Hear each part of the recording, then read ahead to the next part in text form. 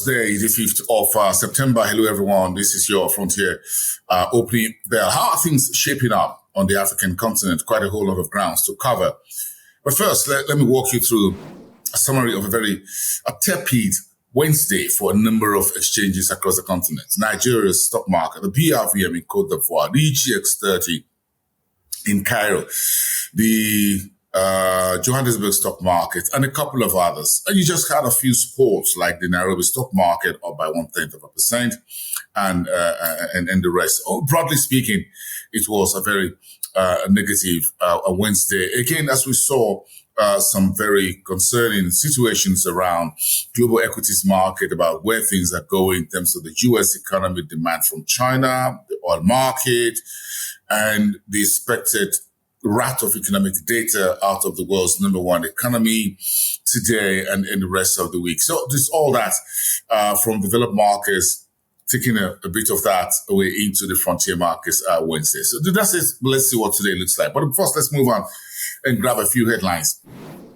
for you in the East Africa, with President Ruto handing over mega road deal in the country to China, and dropping French company from doing that business. Again, this is all part of the grand $51 billion new deal that China has just placed on the table over the next 3 years for African economies. About 50 African leaders are attending the China-Africa conference, or what they call the FOFAC, with representatives of the African Union as well. So we just share it down the line. Just get about $1 billion to each, or less than that across each of those in attendance. But again, China is giving this trade and investment, whatever, monies to Africa, just to continue and deepen its relationship with the African continent. Quite a whole lot as the conference dinner happened yesterday evening. Then they got the main conference starting today. It's going to be ending around tomorrow.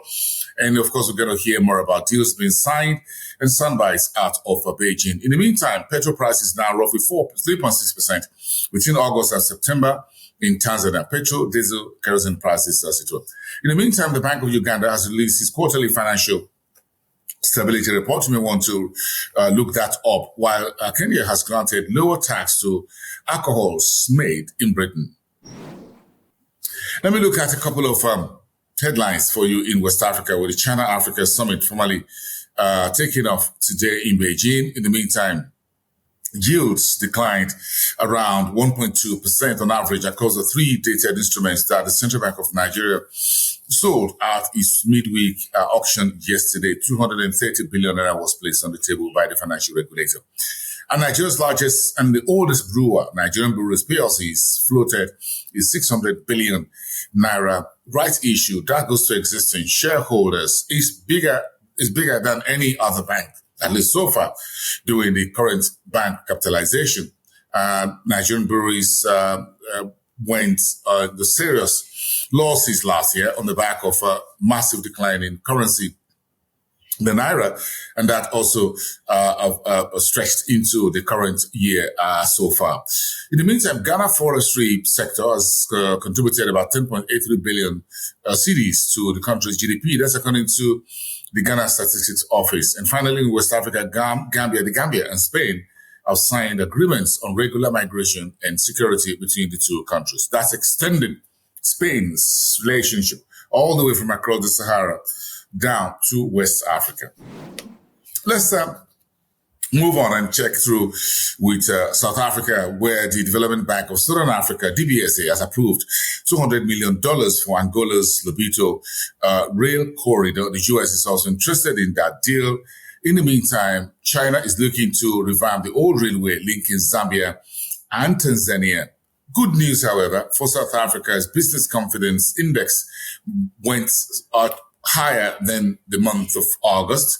And that's some good news there for President Ruto. And of course, another icing on the cake for the South Africa's Reserve Bank, looking to cut interest rate at least for the first time later this month. That's just about 2 weeks away.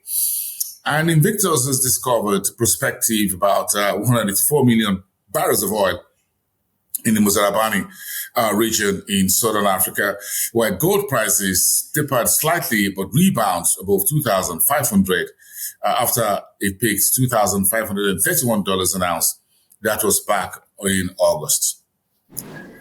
Let's sum it up in North Africa, with Algeria being admitted into the new development bank, which is the world's latest development bank, by the way, put together by the BRICS countries.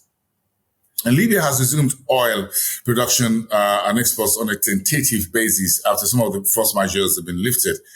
And mass developments in Egypt announces doing about 22 billion Egyptian pounds project in the country's New Cairo, while Morocco's tourism has recorded a strong growth in the summer for 2024. Morocco is that iconic North Africa go-to destination when it comes to tourism, one of those best spots you can see in the world. Just get over. And the next flight between Nigeria and Tunisia is set to begin next year, 2025. Okay, keep that in mind if you're looking at that, flying across that corridor and doing business with Tunisia. And those are your headlines this Thursday, the 5th of September. Have a great day, everyone. I am Boosting. I'll see you very soon.